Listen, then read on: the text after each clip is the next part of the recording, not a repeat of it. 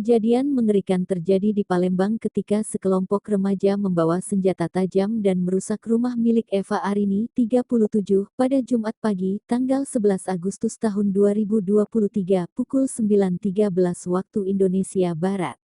Rumah yang terletak di wilayah Seberang Ulu 1 Palembang tersebut mengalami kerusakan parah akibat tindakan brutal remaja tersebut, yang kemudian diketahui sebagai musuh dari anak Eva, yang dikenal dengan inisial MR16.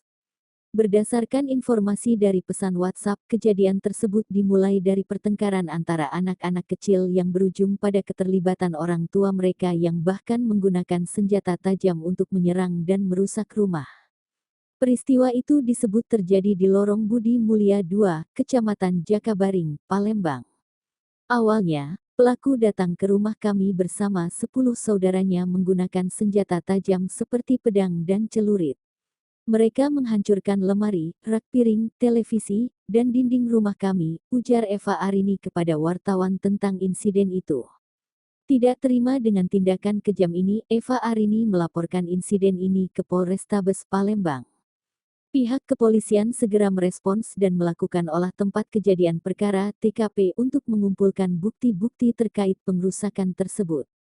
Kompol Tatang Yulianto, Kapolsek Seberang Ulu 1 Palembang, menjelaskan, motif dari kejadian ini adalah konflik antar remaja yang sebenarnya biasa-biasa saja, namun eskalasi masalah ini mencapai tingkat yang tidak dapat diterima.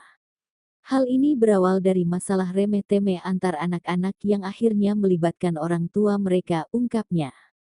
Kejadian ini ternyata tidak hanya terjadi sekali. Menurut Kapolsek Tatang Yulianto, serangan pertama terjadi pada Kamis malam tanggal 10 Agustus tahun 2023, pukul 23 waktu Indonesia Barat dan serangan kedua terjadi di pagi hari berikutnya di rumah korban yang sama.